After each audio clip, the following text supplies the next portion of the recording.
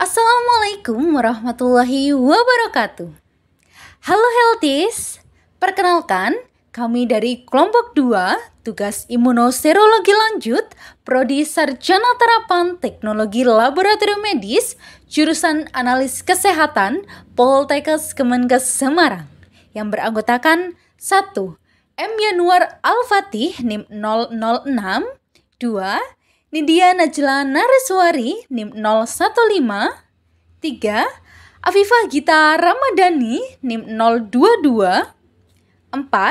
Isfahani Lailin NIM 055, dan yang terakhir Hasna Nabila Kotrunada NIM 062. Di sini kami akan memberikan sedikit penjelasan mengenai pemeriksaan laboratorium CD4 atau sel limfosit T helper. Selamat menyaksikan. Apa itu sel CD4? Sel CD4 adalah jenis sel darah putih atau limfosit.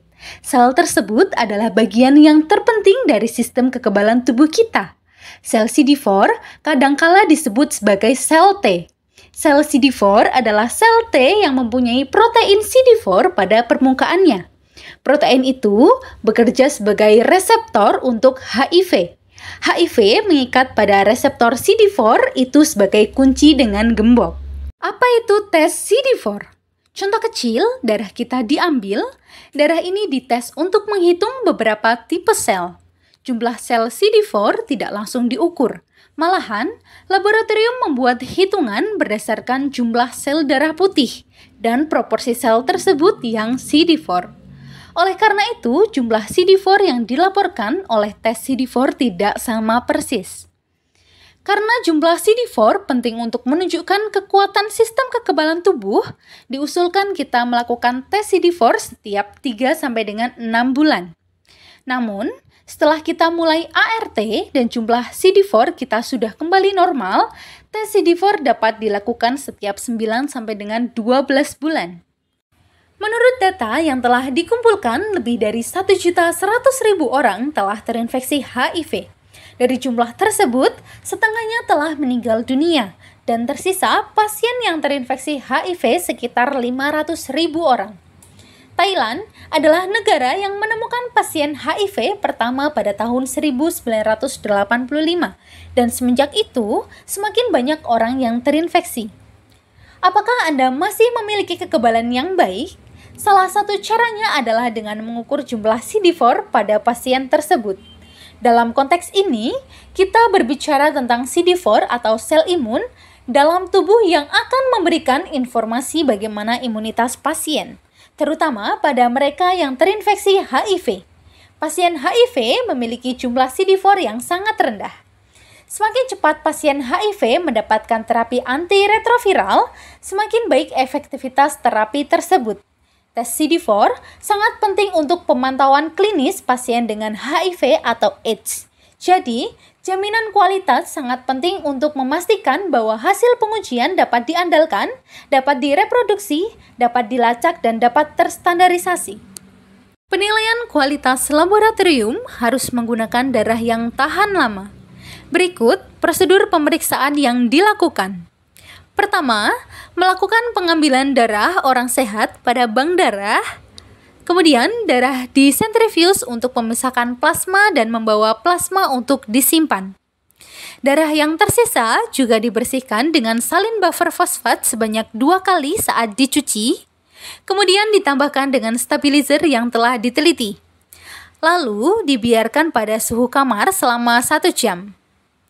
Cuci kembali darah dengan menggunakan salin buffer fosfat sebanyak 2 kali. Darah ditambahkan dengan stabilizer kedua dan diaduk rata lalu dimasukkan ke dalam kulkas dan dibiarkan semalaman. Kemudian disentrifuge untuk membersihkan stabilizer dan dicuci sebanyak 2 kali lagi. Terakhir, dengan menambahkan serum atau plasma yang telah disentrifugasi pada hari pertama. Darah ini akan tahan lama. Darah dibagi menjadi beberapa bagian dan dimasukkan ke dalam tabung kecil. Lalu, dapat dikirim ke laboratorium untuk dilakukan pemeriksaan CD4. Setelah menerima hasil dari laboratorium, kemudian menganalisa data untuk menemukan rata-rata. Keuntungan dari pemeriksaan kualitas ini adalah menghemat uang. Jika kita tidak memiliki cara untuk menilai kualitas sendiri, maka kita harus mengimpor dari luar negeri, yang tentunya akan mahal.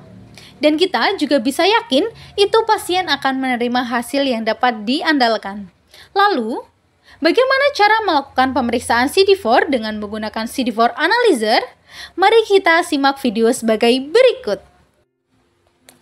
CD4 Analyzer adalah alat untuk perhitungan jumlah mutlak sel T helper. Umumnya disebut sebagai jumlah CD4. Sangat penting untuk menetapkan kekebalan awal dan menilai hasil klinis pada pasien yang terinfeksi Human Immunodeficiency Virus atau HIV. Tes CD4 memberikan kemampuan untuk memantau pasien saat mereka masih dalam perawatan.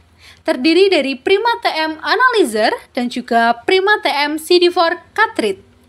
Tes CD4 memungkinkan analisis sel T CD4 di tempat perawatan dari sampel darah lengkap ujung jari atau vena hanya dalam waktu 20 menit.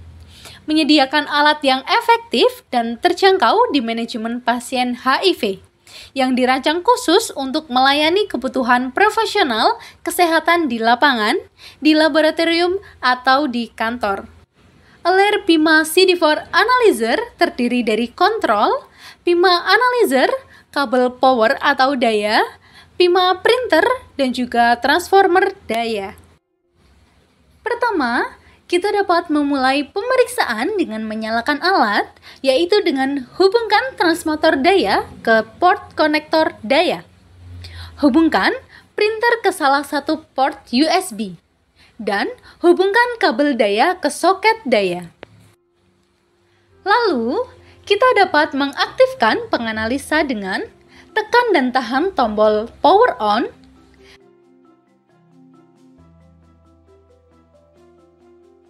tekan tanda centang untuk memulai, dan masukkan cartridge standar bit Pima.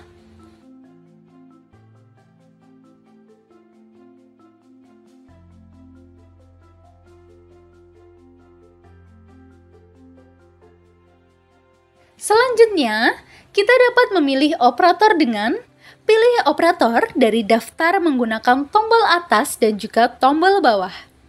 Jika Anda belum terdaftar sebagai operator, pilih menu operator baru untuk memasukkan operator baru. Masukkan ID operator untuk menggunakan keypad. Jika perlu, tekan M untuk beralih antara mode angka dan juga mode huruf. Konfirmasikan dengan tanda centang. Kemudian, analisis in progress muncul dan dibutuhkan sekitar 7 menit untuk menjalankan QC. Kemudian, periksa hasil QC dengan tekan bawah untuk melihat halaman berikutnya. Pastikan kode batang, kadaluarsa, dan QC perangkat lulus. Jika diperlukan, tekan tanda centang untuk mencetak hasilnya. Pilih ya untuk mengkonfirmasi pencetakan. Tes normal QC dilakukan dengan mengulangi prosedur yang sama dengan QC normal. Untuk menguji sampel pasien, perlu perangkat yang terdiri dari 1. Cartridge baru, 2. Autopipette P200 atau 20 sampai dengan 200 mikroliter atau disebut dengan mikropipette, 3. Tip pipette, dan yang keempat, darah lengkap dengan antikoagulan EDTA. Sebelumnya, kita menyeting mikropipet ke 25 mikroliter untuk mengatur volume pengeluaran mikropipet dengan mengalihkan ke posisi tidak terkunci. Putar dial untuk menyetel volume pada 25 mikroliter dan beralih ke posisi terkunci. Sebelum dilakukan pemeriksaan, pastikan sampel tercampur dengan baik dengan membalikkan sampel dengan lembut sebanyak 8 sampai dengan 10 kali. Yang perlu diperhatikan yaitu jangan mengocok sampel dengan kuat dan hindari gelembung udara. Kemudian, dilakukan aspirasi darah dengan memegang sampel pada sudut 45 derajat. Tekan dan tahan pendorong pipet hingga penahan tahan pertama dan masukkan ujung pipet ke dalam sampel. Lepaskan pendorong secara perlahan untuk menyedot 25 mikroliter darah. Lalu, dilanjutkan pengisian cartridge dengan 1. Pegang cartridge pada sudut 45 derajat. 2. Masukkan ujung pipet ke dalam kapiler pengumpul sampel. 3. Tekan pendorong pipet untuk perlahan-lahan mengeluarkan sampel ke dalam kapiler. Dan yang keempat, pegang plunger pada penahan tahan pertama dan lepaskan ujung pipet dari kapiler. Buang ujung pipet di tempat sampah benda tajam. Lepaskan pengumpul sampel dengan menekan klip dan buang pengumpul ke tempat sampah biohazard. Setelah itu, tutup penutup cartridge.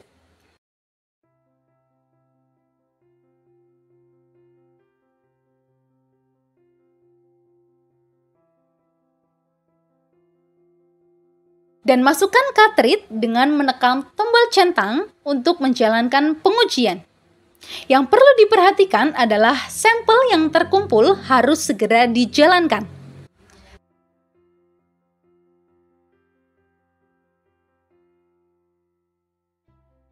Setelah itu, pilih operator dari daftar menggunakan tombol atas dan juga tombol bawah. Pilih operator Anda untuk memasukkan ID menggunakan papan tombol. Jika perlu, tekan M untuk beralih antara mode angka dan juga mode huruf. Dan yang terakhir adalah konfirmasi dengan menekan tanda centang. Analisis sedang berlangsung dan dibutuhkan sekitar 20 menit untuk menjalankan sampel pasien. Analisis selesai dan keluarkan cartridge saat diminta.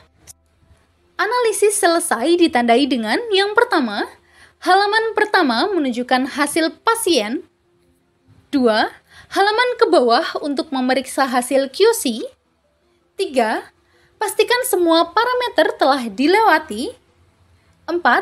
Tekan tanda centang untuk mencetak hasil tes jika diperlukan. Setelah itu, agar tetap terjaga, alat harus dilakukan pemeliharaan dengan cara yang pertama, yaitu dengan membersihkan permukaan luar. 2. Matikan pima dan lepaskan dari daya. 3. Rendam handuk kertas dengan etanol 70% dan bersihkan permukaannya. Dan yang keempat, yang perlu diperhatikan yaitu jangan gunakan larutan pembersih yang mengandung pemutih klorin atau pelarut organik selain alkohol, serta jangan langsung menyemprotkan ke pima. Baik, itu adalah penjelasan singkat hasil diskusi kelompok kami mengenai pemeriksaan laboratorium CD4 atau sel limfosit helper. Semoga bermanfaat. Jika ada kekurangan dalam pembuatan video, kami mohon maaf. Terima kasih atas perhatiannya. Wassalamualaikum warahmatullahi wabarakatuh. Salam Healthies.